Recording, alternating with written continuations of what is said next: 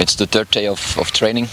We started on Wednesday with a physical test where we could see the level of everyone individual.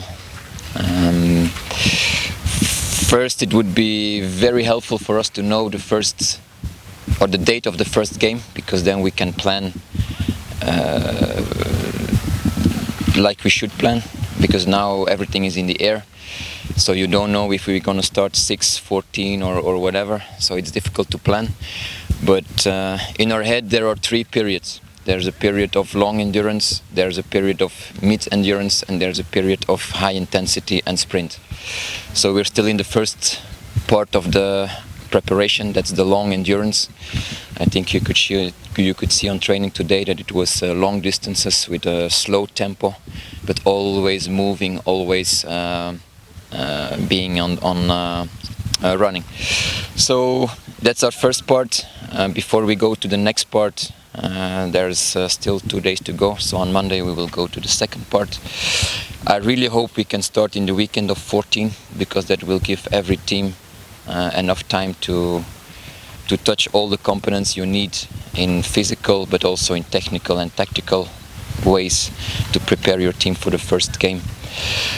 That's where we are, that's where we're heading to. Until now everyone is fit. We only have one small sickness. That's Rashidi, who's feeling a little bit of weakness, so he's a little bit sick. I think it's fever, nothing severe. And we still have our guys outside. That's Chama, Kahata, Shiboub. Shiboub will be a difficult case because Sudan is very locked down, in a very deep lockdown. I think Chama, Kahata will come faster in the beginning of next week, but we don't have a fixed date yet. It's still open. See what the borders can do, see what flights are restarting. So we are depending on things not in our control to have them back.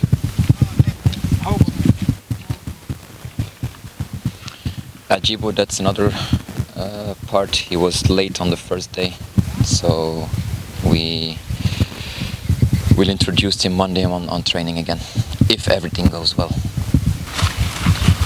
I advise him to take an example for some other players. Let's take the example of Manula. He also had a family issue yesterday. We made arrangements with him, and when you keep you to that, it's not a problem. Then I'm not the guy who will take you out of the family, not helping or not possible to help your family. I'm also human. But if you make arrangements and then you always want to take an extra hour, an extra 2 hours, an extra day, then it's not the first time, then you get problems. So I'm human, players are human. I want to make arrangements with them. And if we keep both sides us to the arrangements, I don't have a problem to give some freedom and to give some open timetables. But it has to come from both sides. And I think that's what he has to learn. It's not a single way. It's a two-way street. No, because you cannot do double sessions every day. Double or single sessions depend on the intensity. If you have one session per day, you can have, let's say your load is 10. Then if you have 2 sessions, you will divide your same load into 2 sessions. So today we will have 2, tomorrow 1, Sunday 1. And then we go back on Monday probably for 2.